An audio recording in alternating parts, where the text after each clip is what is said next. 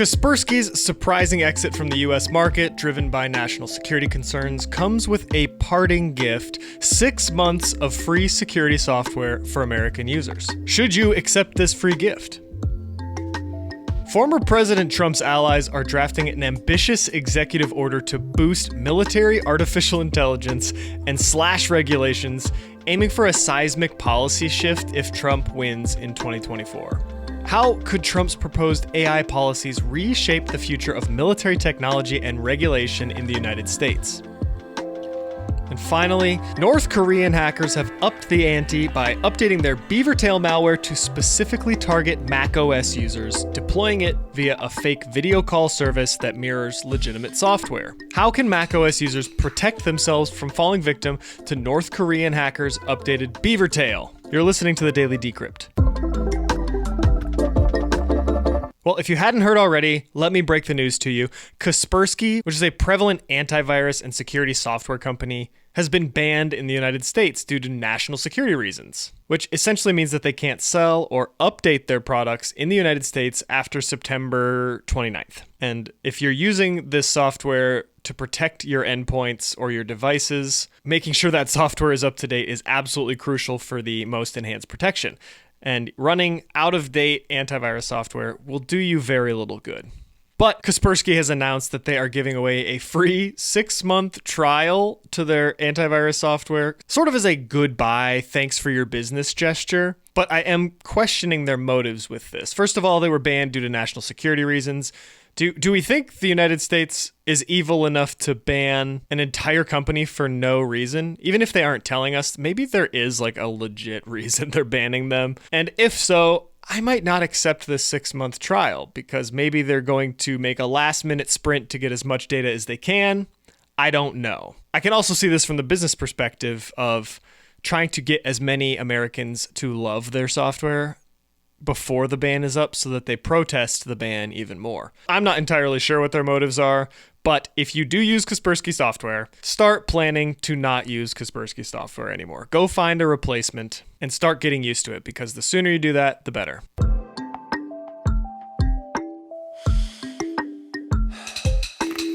All right, we're all talking about AI. It seems like every company has their own little version of AI, even if AI isn't relevant to their business model. But as much good as it's doing, which is debatable, we're all a little afraid of AI mixing with the military. And for many reasons. We've seen the movies, we've read the fiction novels, and we know what happens when you put a gun in the hands of a robot, right? A sentient robot.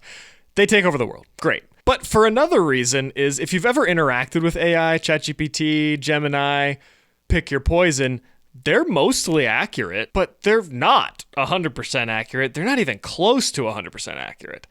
And the stuff that they tell you to do, like the classic put arsenic in your pizza or whatever, put bleach in your pasta to make it taste better, is pretty detrimental, right? So luckily, they're not actually making those pizzas or pastas with arsenic or bleach or whatever it tells you to put in there. But if you give them a gun, they will be shooting, and they will not be 100% accurate. So anyways, Trump and Trump's allies have drafted an executive order aiming to make America first in AI. Not quite the same ring as their motto, but they're essentially taking a massive all-hands-on-deck approach to advance our AI capabilities, primarily for defense purposes. This plan will include slashing what they call unnecessary regulations on AI development. So if you're working in AI, this could mean fewer hoops to jump through. Let's hold on a second.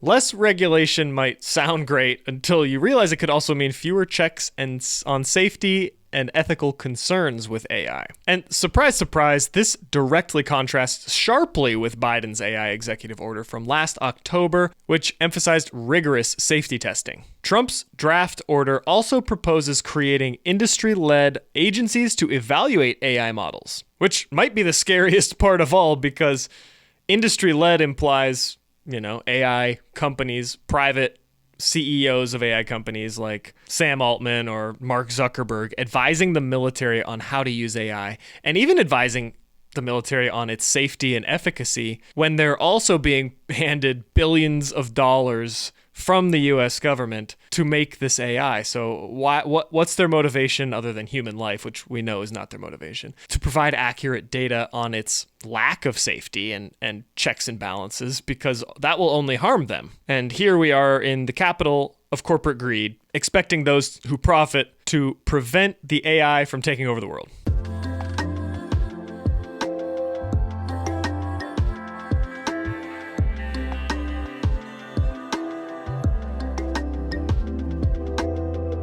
Why are these attackers targeting job seekers so heavily this year? It's so rude, but if you're a job seeker and you've recently downloaded the MiroTalk app to have an interview virtually, listen up, this could be a fake app that's peddling data stealing malware. That's right, North Korean hackers have updated their BeaverTail malware to hit Mac users by disguising it as legitimate MiroTalk app. So you have an interview lined up, whether it's real or not, who knows, and you download MiroTalk for that interview. If you accidentally downloaded the wrong MiroTalk, you get a DMG file that steals your sensitive info from web browsers, crypto wallets, or even your iCloud keychain.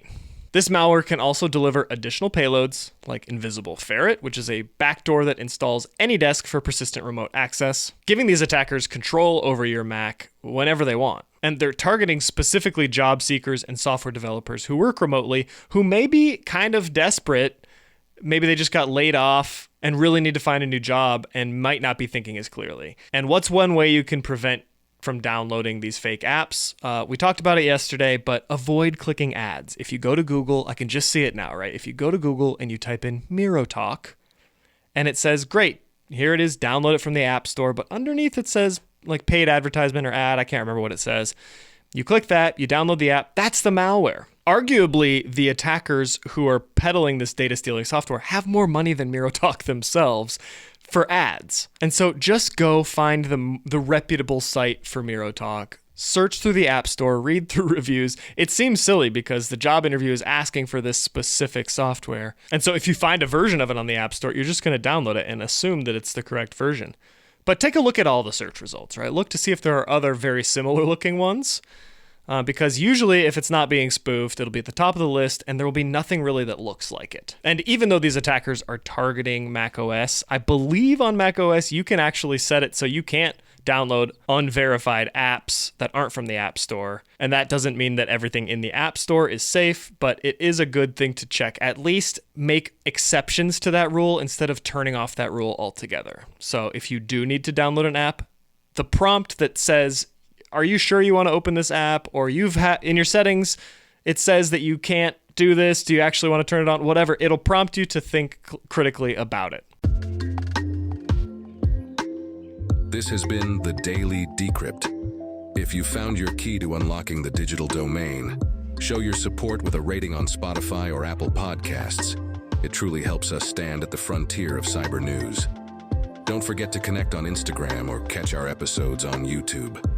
Until next time, keep your data safe and your curiosity alive.